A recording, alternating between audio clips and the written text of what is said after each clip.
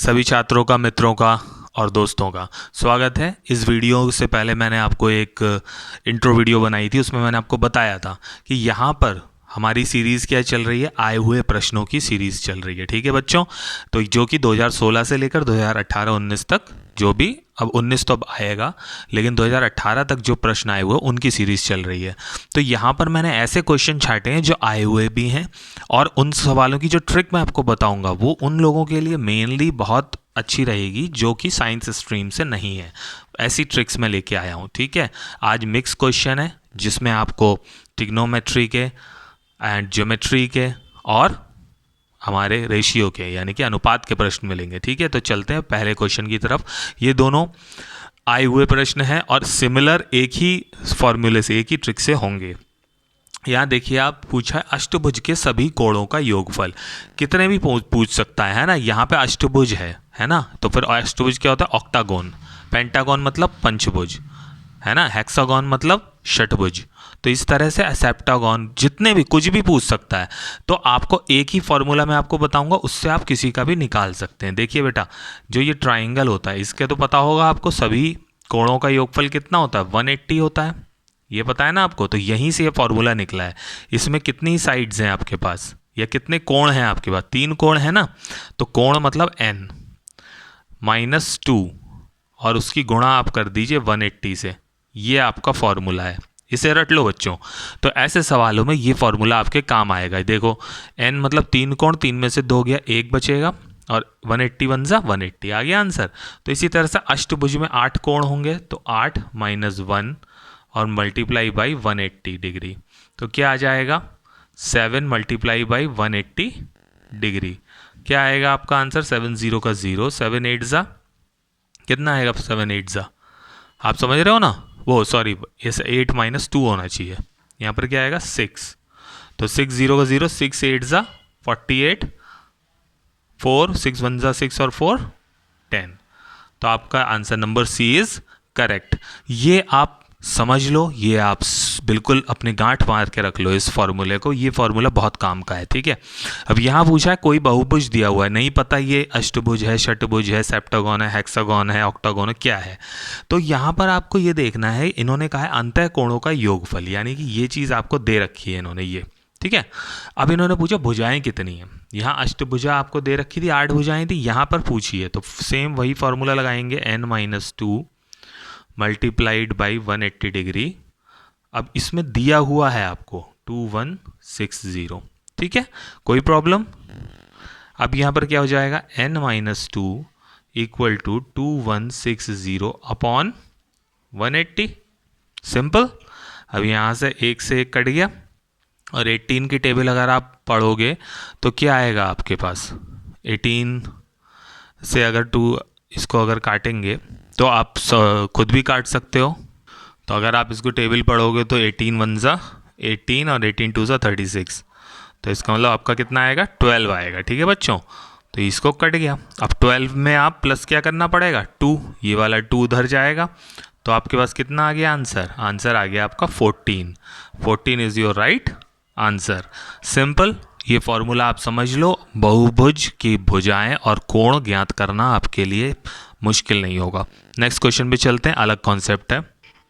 Simple question है ये, लेकिन अच्छे क्वेश्चन है, आए हुए क्वेश्चन है, और जिन लोगों का मैथ्स बैकग्राउंड नहीं है उन लोगों के लिए ट्रिक बहुत ही ज़्यादा कारगर है। आज मैं जो ट्रिक्स बता रहा हूँ वो इस तरह के हर क्वेश्चन में नहीं, लेकिन काफ़ी क्वेश्चनों में अप्लाई होती है। ठीक है, अब यहाँ पर क्या है, आप x तथा y की वर्तमान आयु का अनुपात 4:3 है, रेशियो कहते हैं अनुपात को।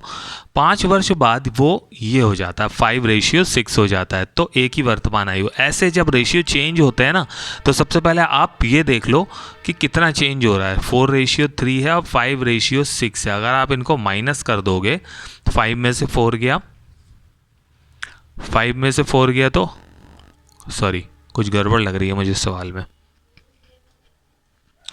हाँ, इस सवाल में ये गड़बड़ है, यहाँ पर 4:5 है। ठीक है, ठीक है बच्चों, यहाँ 4:5 है, क्योंकि फिर सवाल का रॉ गलत हो जाएगा। यहाँ पर 3 लिख दिया। तो यहाँ पर दोनों का माइनस अगर करो, 5 में से 4 गया 1, 6 में से 5 गया 1, तो इसका मतलब सेम आ रहा है। क्या आ रहा है? दोनों सेम आ रहा है, अगर जैसे 2-2 हो या 1-1 हो, मतलब सेम आना चाहिए। तो फिर क्या होता है, मतलब 1:= कितना है, 1:5 है, क्योंकि कितने वर्ष बाद हो रहा है, 5 वर्ष बाद हो रहा है।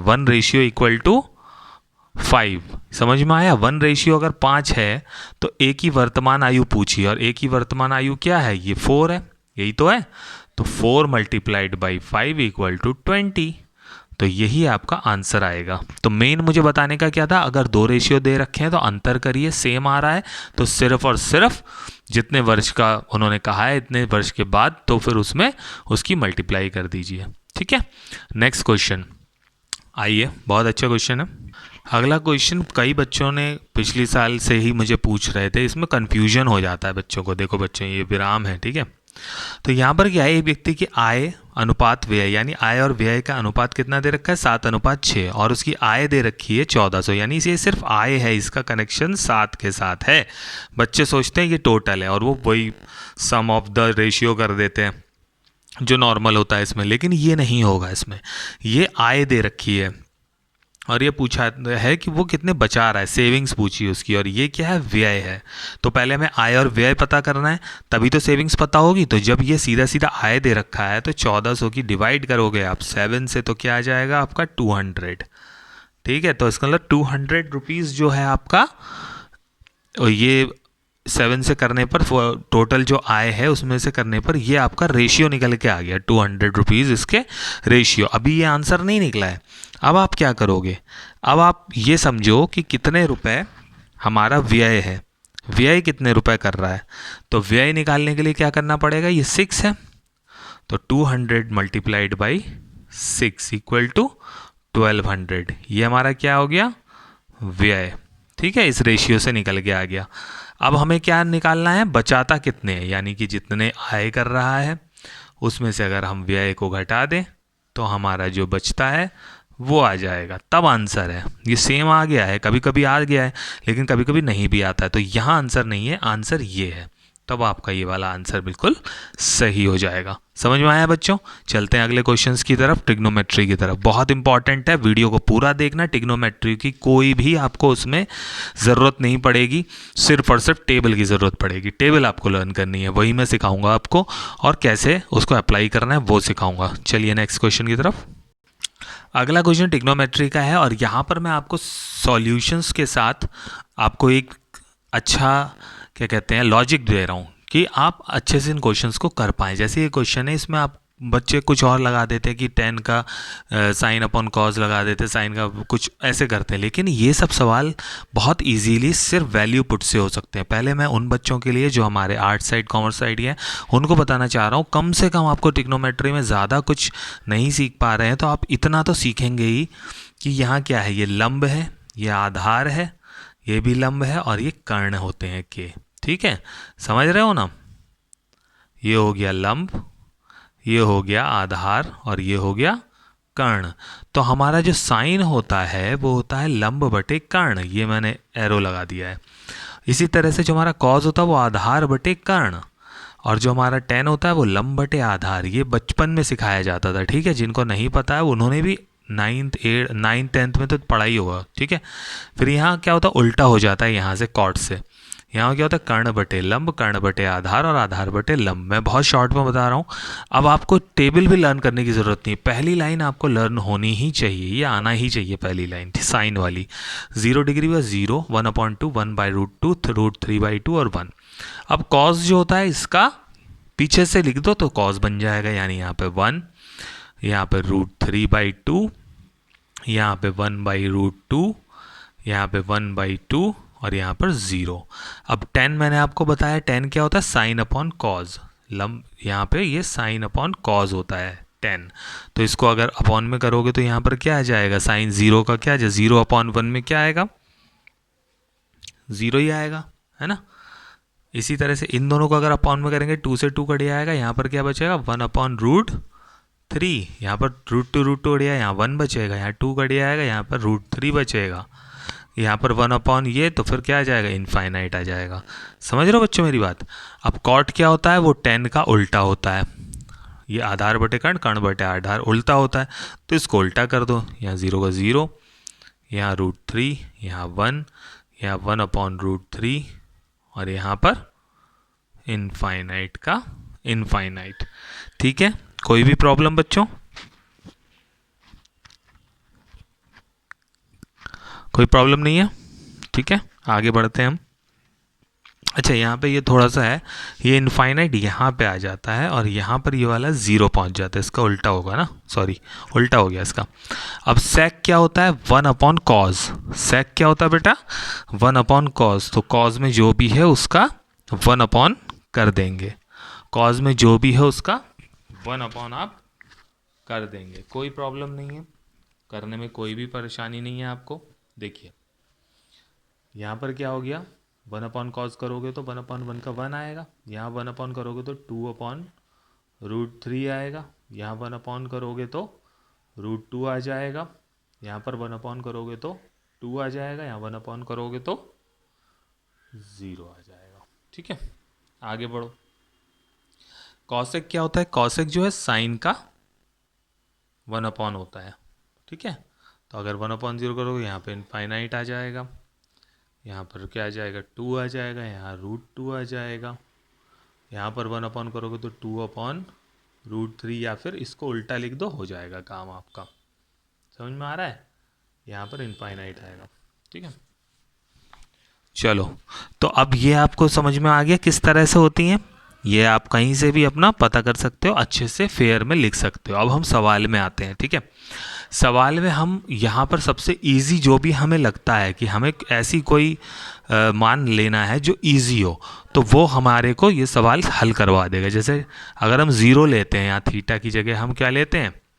0 लेते हैं। अगर हम थीटा की जगह 0 लेते हैं, 0 0 0, तो tan 0 क्या होता है? tan 0 0 होता है तो 1 + 0 हो गया पहला।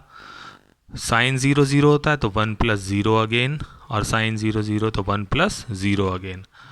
तो यहाँ पर 1 1 ज़ा 1 1 ज़ा 1, तो 1 इज़ योर राइट आंसर। अभी पहला सवाल है बच्चों, इतना क्लियर नहीं हुआ होगा, अगले सवाल में आपको और क्लियर होता है जाएगा। चलते हैं अगले सवाल की ओर। अब देखो बच्चों, ये क्वेश्चन बहुत बार आया हुआ है, 2 बार आया हुआ है ये। ठीक है, और यहाँ पर मिक्स होते हैं, यहाँ पर मिक्स होते हैं sec, cos, cosec, sine, cot, tan, सब मिक्स हैं। तो यहाँ पर आप ज़्यादातर क्या लेना है? आपको 45 डिग्री लेना है और आपका ये सवाल सॉल्व हो जाएगा। सेक 45 का मान क्या होता है? सेक 45 का मान होता है √2, है ना? तो √2 हो गया, और माइनस कॉट कॉस थीटा, यानी कॉस 45 का 1/√2 हो गया। ठीक है, पहला हो गया। फिर आप कॉसेक पे आ जाइए। कॉसेक 45 डिग्री में क्या होता है? अगेन √2 माइनस 1/साइन थीटा है 1/√2। और तीसरा है कॉट थीटा और टेन थीटा, दोनों के मान 1 होता है, 1 - 1 का स्क्वायर। कोई प्रॉब्लम नहीं, इसको आप सॉल्व करोगे तो क्या हो जाएगा?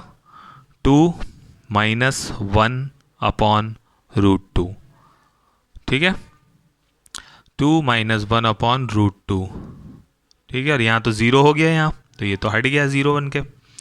अब आगे चलिए, यहाँ पर क्या बन जाएगा बच्चों?